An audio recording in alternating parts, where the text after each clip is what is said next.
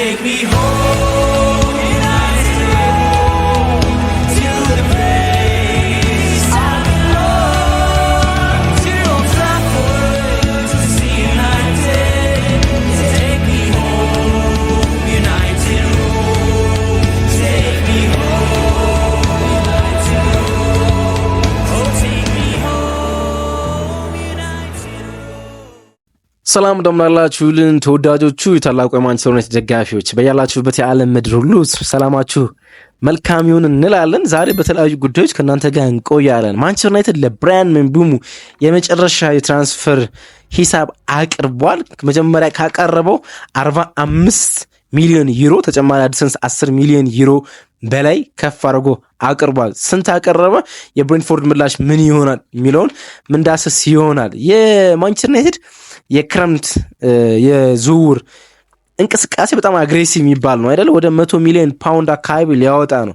ብዙዎች እንደገመቱት ማንቸስተር ዩናይትድ እንደዚህ ያወጣል ብሎ አልገመቱም ነበር። አጥቂ ሲጨመር የማንቸስተር ዩናይትድ የዝውውር ሂሳብ ወደ 200 ሚሊዮን ዩሮ የመጠቃት እድሉ ሰፊ ነው። ከፒኤስአር እና ኤፍኤፍፒ ህጎች አንጻር ማንቸስተር ዩናይትድ እንደዚህ አይነት እርምጃዎችን እንዴት ተራመደ የሚሉትን እንዳስሳለን ማለት ነው። ከፕሮፊት ሰስተናብል ሬጉሌሽን እንዲሁም ከፋይናንሻል ፌር ፕሌይ ህጎች አንጻር ማንቸስተር ዩናይትድ እነዚህን ዝውውሮች እንዴት ሊፈጽም ተቃረበ፣ እንዲሁም ደግሞ ተጨማሪ ዝውውር ለማድረግ እንዴት ተዘጋጀ የሚሉትን ለመዳሰስ እንሞክራለን። ብቻ አብራችሁን ቆዩ። በቆይታችሁ ወቅት ሰብስክራይብ ማድረጋችሁ ደግሞ ቪዲዮን ሲጀምሩ ላይክ ማድረጋችሁ አይለይ። ይህን ስለምታደርጉልን ከልብ እናመሰግናለን። የታላቁ የማንቸስተር ዩናይትድ ደጋፊዎች ከመሸጋገሪያ ሙዚቃ በኋላ ዳግም እመለሳለሁ።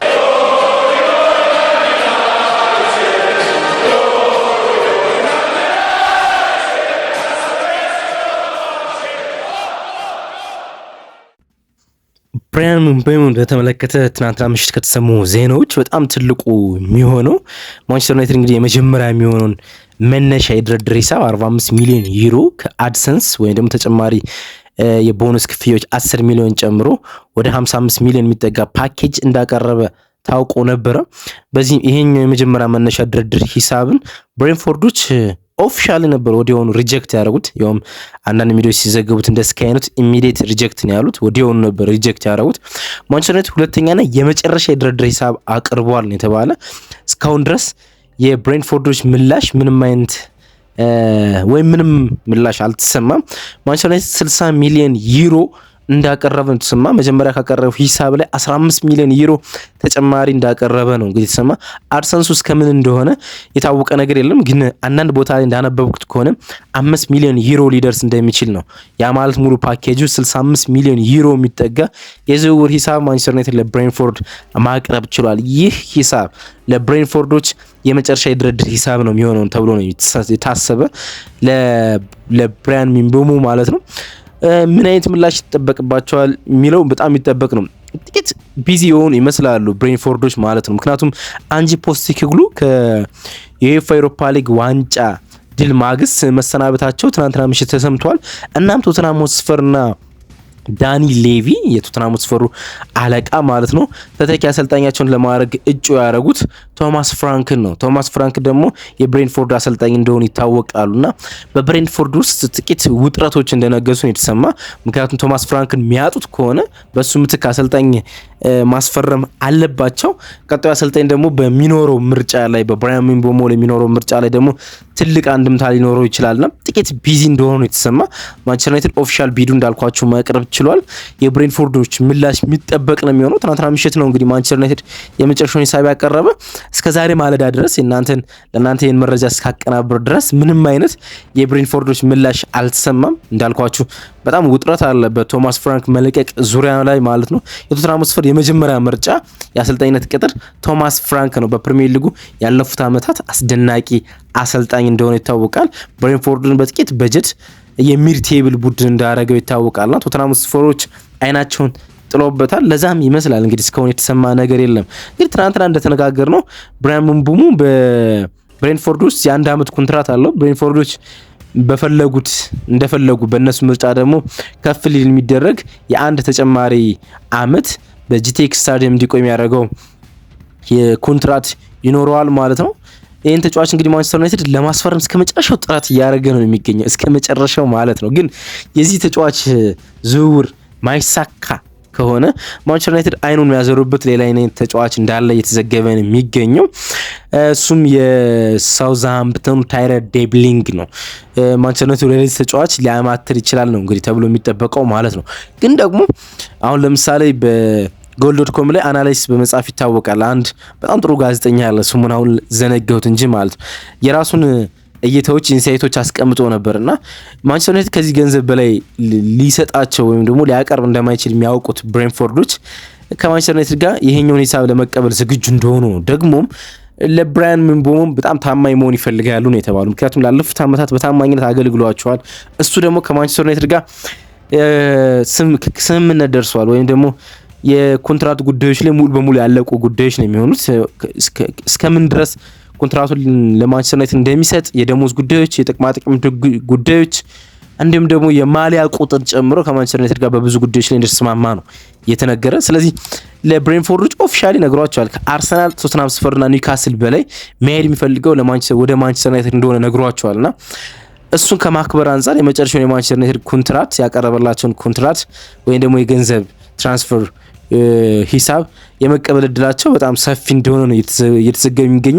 በእርግጠኝነት ዛሬ ቅዳሜ ወይም ደግሞ ሰኞ ማለዳ ላይ ምንሰማቸው አዳዲስ ብሬክ የሚሆኑ ዜናዎች እንደሚኖሩ በብራያን ምቤሞ ላይ እርግጠኛ መሆን እችላለሁ። እንዳልኳችሁ ይህ ዝውውር ግን ማይሳካ ከሆነ የማንቸስተር ዩናይትድ ትኩረቶች ሁሉ ወደ ታይለር ዴብሊንግ ያመራሉ ማለት ነው። ወደ በጣም ወጣት ወደ ሆነ የ20 ዓመት የግራ እግር ቄንጠኛ ዴንማርካዊ ተጫዋች እንደሚያማትሩ ነው እንግዲህ የሚጠበቀው ማለት ነው። ግን የብዙዎች ሰዎች ጥያቄ ስለሆነ ዛሬ ተጨማሪ ይዤላችሁ የመጣሁት ጉዳይ የማንቸስተር ዩናይትድ የፋይናንስ ጉዳይ ነው። እንግዲህ እንደሚታወቀው ከብራያን ምቤሞ እና ማቲያስ ኩኛ ዝውውር ማንቸስተር ዩናይትድ 100 ሚሊዮን ፓውንድ በላይ ያወጣል ተብሎ ይጠበቃል።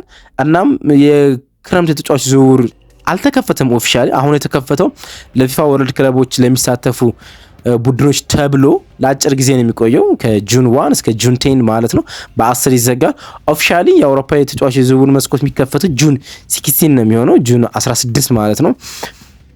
በእኛ ወደ 9-8 አካባቢ ማለት ነው፣ ሰኔ በዛ አካባቢ ነው እንግዲህ የሚከፈተው ማለት ነው። ግን በጣም ብዙዎቹ እንደሚያወሩት ከሆነ ማንቸስተር ዩናይትድ ምንም አይነት የተጫዋች የማዘዋወር አቅም እንደሌለው ነው ከፕሮፊት ሰስተናብል ሬጉሌሽን ሩል ወይም ደግሞ ከዩፋ ኤፍኤፍፒ ከሚባለው ወይም ደግሞ ፋይናንሻል ፌር ፕሌይ ሬጉሌሽን ከሚባለው ህጎች አንጻር ምንም አይነት አቅም የለውም ሲሉ ነበር። ግን ማንቸስተር ዩናይትድ 100 ሚሊዮን ፓውንድ ሊያወጣ ከዛም በላይም ሊያወጣ ተዘጋጅቷል። ምክንያቱም ገና ከማቲያስ ኩኛ ዝውውር ላይ 62.7 ሚሊዮን ፓውንድ እንዳወጣ ስለሚታወቅ ማለት ነው። በጣም አግሬሲቭ ሆኖ ዝውውር ላይ የተሳተፈ ነው። እንግዲህ የአውሮፓ ውድድሮች እንደሌሉበት ከአውሮፓ የሚገኙ ጥቅማ ጥቅሞች እንደማያገኝ የታወቀ ሁለት ትልልቅ ዝውውሮችን አንዱን ጨርሶ አንዱን ሊጨርስ ጫፍ ላይ ይገኛልና ይሄ እንዴት ሆነ የሚለው በጣም ትልቁ ጉዳይ ነውና ምክንያቶችን በጥቂቱ ለማብራራት ሞክራለሁ። የፋይናንሻል ፌር ፕሌይ ህጎችን ላለመጣስ እናም ሳይጥስ ነገሮችን ለማስተካከል ማንቸስተር ዩናይትድ እንዴት ሩቅ እየተጓዘ እንደሚገኝ ማለት ነው። የማንቸስተር ዩናይትድ የሶስተኛ ሩብ ዓመት ገቢ ወይም ደግሞ የመጨረሻዎቹ አሁን የዝውውር መስኮቶች ከመከፈታቸው ወይም ደግሞ ሊጉ ከመጠናቀቁ በፊት ያሉት 3 የመጨረሻ ሩብ ዓመቶች ገቢ በ17.4% እድገት አሳይቷል። በጣም ይደንቅ ይመስለኛል አይደለ? ማንቸስተር ዩናይትድ የደረጃ ሰንጠረዡን ተመልክተን እንዲሁም ደግሞ በአውሮፓ ውድድሮች እርግጥ በኤሮፓ ሊግ እስከ ፍጻሜ ደርሷል። ከዛ የሚገኙ ገቢዎች አሉ። ግን የፍጻሜ ዋንጫ ሳያገኝ እንዲሁም ደግሞ በአውሮፓ በሚቀጥለው ውድድር ዓመት እንደማይሳተፍ ይታወቀ በ17.4% እድገት አሳይቷል። እናም ዩናይትድ የፋይናንሻል ጉዳይን በየቀኑ ለማስተካከል እየሞከረ ነው። በጣም በየቀኑ ማለት ነው። ባለፈው አመት ወደ 450 ሰራተኞችን ቅነሳ አድርጓል።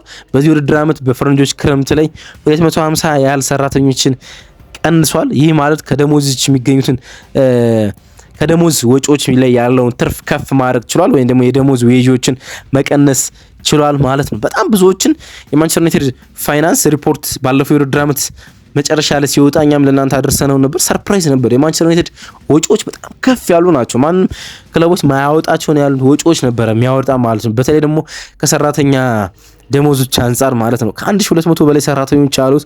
በአውሮፓ በእግር ኳስ ክለብ ብቻ ሳይሆን በስፖርት ክለብ ከተቋቋሙ ውስጥ በጣም ከፍተኛ ደሞዝ ከፋዩ ነው። ከተጫዋቾቹ ብቻ ሲሆን አጠቃላይ ለስታፎቹ ከሚከፍሉ አንጻር ማለት ነው። ይሄኛው ለማስተካከል እየሞከሩ ነው የሚገኙት የራድክሊፍ አመራሮች ማለት ነው፣ የኤንኤስ አዳዲስ አመራሮች ማለት ነው። ኦማር ቤሬዳ ደግሞ የማርኬት ሰው እንደሆነ ይታወቃል። አዲሱ የማንቸስተር ዩናይትድ ሲኢኦ የማርኬት ሰው ነው እና ነገሮችን በጣም ለማስተካከል እየጣሩ ነው የሚገኙት። የፋይናንሻል ጤናማነትን በማንቸስተር ዩናይትድ ለማስፈር ማለት ነው። ብዙ ለውጦችንም ደግሞ ተፈጥሯል ተብሎ የሚታሰቡ እንግዲህ አንዳንዶች እንግዲህ 25% የደሞዝ ቅነሳ ታይቷል በተለያዩ ምክንያቶች ማለት ነው።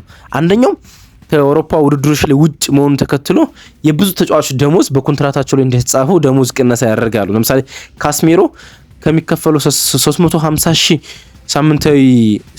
ሺህ ዩሮ ሳምንታዊ ደሞዝ ላይ ወደ አውሮፓ ውድድሮች የማይሳተፍ ከሆነ ኦልሞስት ወደ 40-30% ያህል እንዲቀንስ ይደረጋል። አንዳንድ የፋይናንስ ቁጥሮች ስለሆኑ መደናገሮች ሊኖሩ ይችላሉና ይቅርታ ጠይቃለሁ። ወደ 40-30% ያህል ቅነሳ ያደርጋል በአውሮፓ ውድድሮች ላይ የማይሳተፍ ከሆነ ማለት ብሩኖ ፈርናንዴዝ፣ ሌሎችም ተጫዋቾች ራስመስ ሆይሉንድ፣ ማኑኤል ኢጋርቴን ጨምሮ አንድሬ ኦናና በደሞዛቸው ላይ ቅነሳ ያደርጋሉ በአውሮፓ ውድድሮች ላይ የማይሳተፍ ከሆነ። ይሄ ደግሞ ኮንትራታቸው ላይ የተጻፈ ነው። ሌላኛው ማንቸስተር ዩናይትድ የስራ ማስኬጃ ወጪዎች በ20.4% ላይ ቀንሰዋል።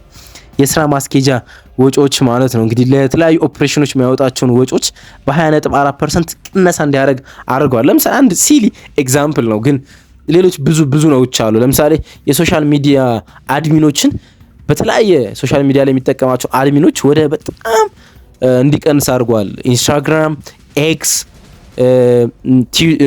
ትዊች ላይ ወይም ደግሞ በቴሌግራም፣ ፌስቡክ ላይ የሚጠቀማቸው አድሚኖች በጣም ብዙ ነው የነበሩት። አሁን ወደ አንድ አመጧቸው ወደ 500,000 ሳምንታዊ ዩሮ እንዲቀንስለት አድርጓል ተብሏል። እና እንደዚህ አይነት ደሞዞችን በመቀነስ ወደ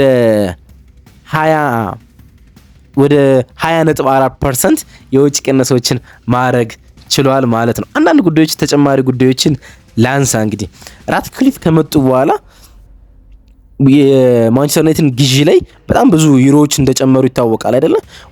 አሁን ደግሞ የማንቸስተር ዩናይትድ ግዢያቸው ላይ ከ25% ግዢ ወደ 28% ከፍ አድርገውታል። ወይም ደግሞ ድርሻቸውን ማይኖሪቲ ድርሻ የሚባለውን ማለት ነው ወደ 28.5% ከፍ አድርገውታል። በዛ ይህን ከፍ በሚያደርጉበት ጊዜ $300 ሚሊዮን ለማንቸስተር ዩናይትድ ካዝና ካሽ አስገብተዋል።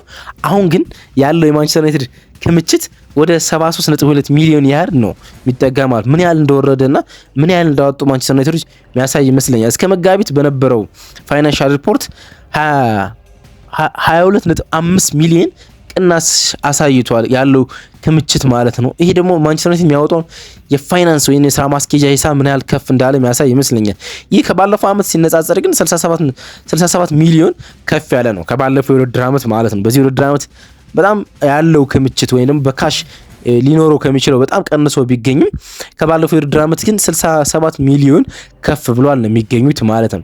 አንዳንድ ቁጥሮች፣ ገንዘቦች የፋይናንስ ሪፖርት ስለሆኑ ሊያደናግሩ ይችላሉ፣ ግን ጀነራል የሆነውን ነገር ነው ለማንሳት ሞክረው ማለት ነው። አሁን ባለው የፋይናንስ ጉዳይ ማንቸስተር ዩናይትድ እስከ 90 ሚሊዮን ፓውንድ ከተለያዩ የፋይናንስ ተቋማት የመበደር መብት አለው። ባይዘዌ ራትክሊፍ ከመምጣቱ በፊት የራትክሊፍን ኢንተርቪው ባለፈው በፋይናንስ ዙሪያ የሰጠውን ለእናንተ አቅርበ ነው ነበር አይደል? ታስታውሱ እንደሆነ በዛ ላይ ማንቸስተር ዩናይትድ መበደር እንኳን አይችልም ብለዋል አይደለ? አሁን ማንቸስተር ዩናይትድ እስከ 90 ሚሊዮን ፓውንዶች መበደር ይችላል። ግን የሚበደር ከሆነ ያለበት የዕዳ ክምችት ወደ 713 ሚሊዮን ፓውንድ ከፍ ይላል። ይሄ በጣም የሚገርም ይመስለኛል። ማንቸስተር ዩናይትድ እንዴት አድርጎ ይሄን ከባንኮች ያለበት ዕዳ እንደሚከፍሉ አላቅም። ባለፉት ዓመታት በሬድ ኢንቨስትመንት ግሩፕ ወይም ደግሞ በግሌዘሮች ያለበት ዕዳ በጣም ከፍ እንዳለ ይታወቃል። በተለይ ማንቸስተር ዩናይትድ አሲሰው ግሌዘሮች የተበደሩት ዕዳ በጣም ከፍ ማለቱ ከሚያገኘው ገቢ ጋር ልነጻጸር እንዳለ ይታወቃል። ለዛ ነው ኦማር ቤሬዳ ባለፈው ወጡና ወደ ሚዲያ ምን አሉ መሰላቸው? በኤፍ ኤሮፓ ሊግ እስከ ፍጻሜ በመድረሳችን በጣም ኩራት ተሰምቶናል አሉ። ነገር ግን በመጨረሻው የቢልባኦ የሳን ማሜስ ጨዋታ ላይ በሁለተኛ ደረጃ ላይ በማጠናቀቃችን ጥቂት ቅር ተሰኝተናል አሉ። ግን ደግሞ በሊጉ አስቸጋሪ ወቅት አሳልፈናል። ከደረጃ በታችን ፐርፎርም አድርገናል። በሚቀጥሉት የውድድር ዓመታት መሻሻል እንዳለብን ግልጽ እቅድ ይዘናል። የሜዳ ላይም ከሜዳ ውጭም ግልጽ እቅዶችን ይዘናል አሉ። አንዳንድ ኩራት የሰጡ ነገሮች አሉ አለ። በተለይ በሴቶች ላይ ጥሩ አፈጻጸሞች ነበሩ አሉ። በሊጉ 3ኛ ደረጃን ይዘው በሻምፒዮንስ ሊግ እንዲሳተፉ ሆነዋል። በኤፍኤ ካፕ ፋይናሊስት ነበሩ። በዚህም በጣም ጥሩ ስሜቶች ስለተሰሙ ለማርክ ስኬነር ወይም ደግሞ የሴቶች ቡድን አሰልጣኝ ውል ማደስ ችለናል አሉ። የካሪንግተን እድሳት አሁን አጠናክረናል አሉ። ፒቹን በጣም ውብ አድርገናል። ለሩበን አሞሪምና ለተጫዋቹ እንዲመች አድርገናል። አሁን ደግሞ አጠቃላይ ለማንቸስተር ዩናይትድ ስታፎች የሚመች ኤንቫይሮንመንት ለመፍጠር ካሪንግተንን አሁን ማደስ እንቀጥላለን። የስታዲየም ግንባታችን እቅድ ታውቃላችሁ። የፋይናንሻል ፌር ፕሌይ ፒኤስአር እና ኤፍፒፒን ህጎች ሳንጥስ ብዙ እርምጃዎችን አድርገን ተጫዋቾችን ለማምጣት እንሞክራለን በማለት ተናግሯል። ያን ያህል ኦማር ቤሬዳ የፋይናንስ ጤናማነት በማንቸስተር ዩናይትድ ውስጥ ለማምጣት እየጣሩ እንደሆነ የሚያሳይ ነገር ነው። እንግዲህ መለከት ነው የዚህኛው የውድድር ዓመት ሰኔ 2025 ላይ ያልቃል፣ የበጀት ዓመቱ ማለት ነውና በዚህ የውድድር ዓመት ማንቸስተር ዩናይትድ ሊያገኘው የሚችለውን ገቢ እየተጠበቀ ነበር። ከ600 ሚሊዮን እስከ 670 ሚሊዮን ፓውንድ ድረስ ያገኛል ተብሎ ይጠበቃል። ይህ ደግሞ ከኮቪድ በፊት ከነበረው ጋር ይመሳሰላል ነው የተባለ። ኮቪድ ከመጣ በኋላ ወደ ዓለም የኮቪድ ፓንዳሚክ ከመጣ በኋላ ማንቸስተር ዩናይትድ እንደዚህ አይነት ትርፎችን አግኝቶ አያውቅም። ያደረጋቸው የፋይናንስ ቅነሳዎች ይሄን ገቢ እንዲያገኝ ያስችሏል ነው የተባለ። ለምሳሌ የታይለር ማላሲያ፣ የማርከስ ራሽፎርድ፣ የአንቶኒን ደሞዝ ከፈረንጆች ክረምት በኋላ መቀነሱ ትርፉ በጣም ከፍተኛ መሻሻል እንዲያሳይ አድርጎታል። በእነዚህ የተለያዩ ምክንያቶች ማንቸስተር ዩናይትድ 120 ሚሊዮን ፓውንድ ለማውጣት ተዘጋጅቷል። ደግሞ ከአጥቂ ስፍራ አማራጮቹ ማርከስ ራሽፎርድ፣ አንቶኒን እንዲሁም ደግሞ ሌሎችንም አሌሃንድሮ ጋርናቾ የሚሸጥ ከሆነ ደግሞ ከፊት መስመር ሌላኛው ተጨማሪ ተጫዋቾችን ማስፈረም እድል አለው ማለት ነው። ቪክተር ዮኬሬሽን ማንቸስተር ዩናይትድ ለማስፈረም እነዚህን ተጫዋቾች መሸጥ የሚጠበቅበት ይሆናል ማለት ነው። እነዚህን ነገሮች ለማብራራት ነው ዛሬ የተገናኘ ነው። አብራችሁን ስለነበራችሁ ከልብ እናመሰግናለን። ቀናችሁና ውሏችሁ መልካም ይሁን።